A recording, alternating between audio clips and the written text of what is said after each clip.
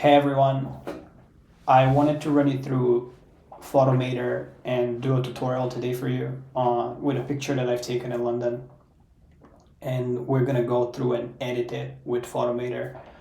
One of the cool things about this is that Apple is really good at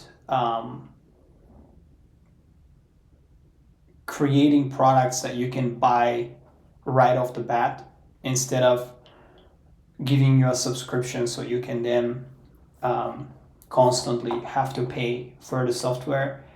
One of the things why I don't like Photoshop and Adobe as a whole or any kind of Windows based system is because they always rely on subscriptions, making it very difficult for you to not have to pay every month for something that you may not use every month or you may not use to your full potential, to the full potential. One of the things that I appreciate about Apple is they offer you subscription, but they also offer you to buy it right off the bat, right? So Final Cut Pro is one of them. When you buy your iPhone, MacBook, and so on, you have Pages, you have Keynote, you have everything already installed. When you buy a Windows laptop or a computer, you have to buy Office package, and Office packages are usually subscription based. You can also buy it right off the bat. It's extremely expensive. Each software is like £250 or something for a Word. That's why I like Apple. What they do is, one of the good things about them is that they try to provide value to customers.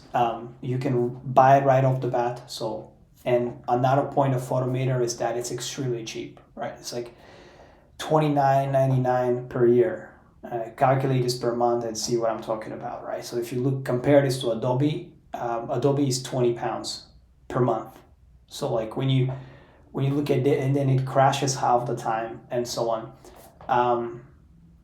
I find that right now, of course, Lightroom is much better than Photomator because it's been here for a very long time, but I believe that Photomator is the future for people that are using Apple. And I think people quickly understand that the value is there, and it's more or less the same, even better in some cases than Lightroom. But as everything new, it doesn't have all the features that you would imagine Lightroom to have, or all of it, like presets and so on.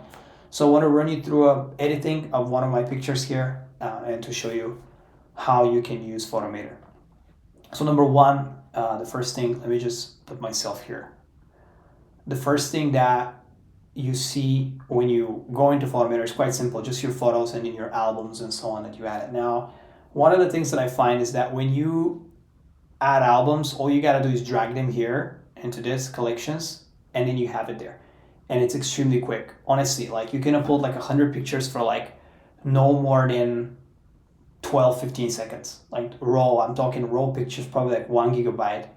It's incredibly fast, and I really enjoy it. That's what I like about software. It's just convenience and quickness, and it's just ticks those boxes. So let's go into the editing, right? So you see your pictures here, and look just how fast it is when you switch to images. Like this is just like you're looking at it on your phone. Like it's incredibly fast. And mind you, of course, I'm using a MacBook Pro, but I'm guessing even if you use MacBook Air, it will be the same thing. So you would double click on here. Look how simple it is. And then you would click here on the right side, these like lines, and you would start editing. So you have temperature, just the same as Lightroom and I think any editing software. One of the things that I really love is how smooth it is to edit, how smooth these like dragging capabilities are on Photomator, and it just makes the whole experience very enjoyable to do. And imagine if you have like a different like cursors and stuff like that around, even if you're not using a mouse and using like a trackpad, it's extremely easy to edit. So just the same as Lightroom, we just have similar features. And one of the things that I really love here that I think Lightroom doesn't have is selective clarity. I just recently found it out, actually. I didn't know about it. And you do shadows, and you can change the clarity of shadows. So for example, shadows are all about your kind of object, see it more, and in midtones you can bring it down so you see how like the background gets a little blurry. So you can bring it down as much as you want, just to show you like a test. Saturation, I like it a little saturated, but I think this software is good for to not over edit your photos. But if you want to get like really a lot, I think Pixelmator is the other one that they do, which is the same kind of like Photoshop. One of the really cool things about this is the selective color here. I love that it's very simple, and look how it shows you what color you have on the picture. And I don't think this is available on Lightroom. Correct me if I'm wrong, but you have reds, and you can see them like super high, like a trending line on, if you're trading. Then you see blues are here as well. You can click this and you can change the color simply. So blues, I'll saturate the suit a little bit, and you see like the reds, I'll saturate them a little bit. The yellows, I can bring them down a little so that like it doesn't take, see, it doesn't take from the photo a lot. Just bring them down a little. And then one of my favorite things is like how smooth the three-way color wheels are. So if you just like drag it, I don't know how much I drag it, but then actually how much it moves. And just showing you here as an example, mid-tone, so you're gonna move it, I think somewhere here, where we want it. And you have, of course, your curve. And one of the things that I really love is how fast it is. It's like there's no crashing, there's nothing like that. It's just so simple.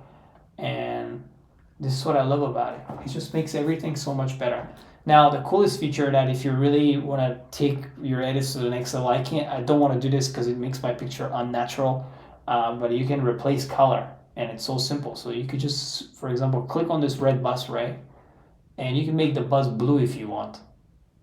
Maybe like, or like, I don't know, purple or black, you know? It's super smart, and I quite like that. But of course I don't use it for these photos because they just ruins it. But you can do this for every bit of color.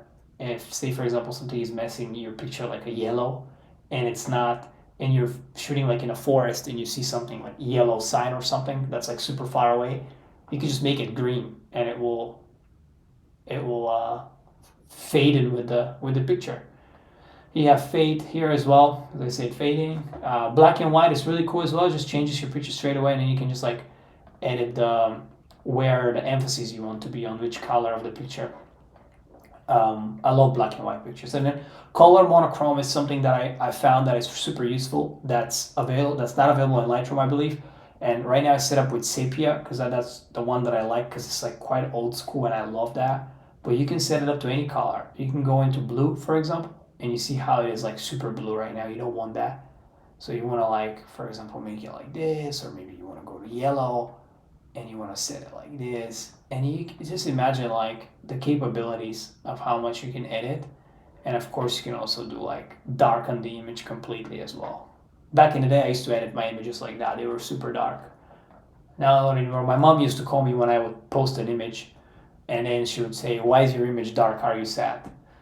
So, and then here you got LUTs. The LUTs are the ones that is like presets for Lightroom, but as you see, they're quite basic, to be honest. There's nothing really going on, but I think that this is the future. I think people will start creating their own presets and selling them and so on, and adding it here as well. And I think this will grow so much with updates. So right now I just have cinematic and so on, and these they're cool still, but I think as it's the beginning only, you won't have a lot here, which is kind of challenges you to edit your own pictures a lot. One of the things that I would have appreciated if they had is the camera profiles. So a lot of times, I'm grateful to be with a Fuji that doesn't have a lot of problems like that. But when some cameras, the colors change when you upload it into a software to edit it and so on. So one of the things that I would really appreciate if they had this.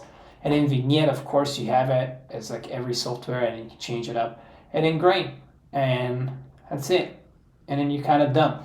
Now, one of the coolest things that I didn't know, and of course Apple always does this stuff, they just appear when you need them the most, kind of like with their softwares. I think Apple with their phones, I think are lacking, but with MacBooks and so on, like they know how to make a customer experience great. One of the things that I noticed is when you export a photo, say for example, we're done with the edit, right? So that's all. When you export it, you can put a border if you want, the way you want it. So now, of course, it's going to be a little messed up, but say we crop it, right? 4:5. Say like we crop this and we say This is our crop. And then if you go to export, and look how easily it crops. It's like insane. You'll be able to add a border here. And you know how people have to use external softwares to do this? If you want that cool look, and you can also preview it, say how it looks like with it. And you just like export next. And then you can also use like different type of framings. This one's quite cool, 35 millimeter film, and you can preview it and see. It's like, I love that kind of stuff that they added. It's so simple and people love it because you always have to use external software like Darkroom and so on. And it's done. And you just like edit it and be like, London 5. And your picture is done. And you can just click done and see your edited photo. And now let's do revert to original and just see what we did. So how it was before, and in revert to original, it's this. See, it's like the edit is not a lot because we didn't want to edit a lot, but there are some pictures that I've edited more. So I hope you enjoyed this. Let me bring myself back here. This was a tutorial of Photomator, and I hope this was useful to you. I believe people will start using it because you can buy it right off the bat for I think $120, and it's yours. Just like you can buy so much things at Apple, like iTunes, you can buy your own songs. ITV, you can buy your own movies if you want, and that's what I love about it. It's one of those things where when you know you own it, and all you do is just then look for updates and how's it going, and then add your own plugins and so on. So hope you enjoyed it. This is a tutorial. Thank y'all. And if you want to connect, my Instagram is DelianGX, Delian_GX. I'll put it in the description as well below, and maybe we can message each other and connect. If you're in London as well, we'd love to shoot some time.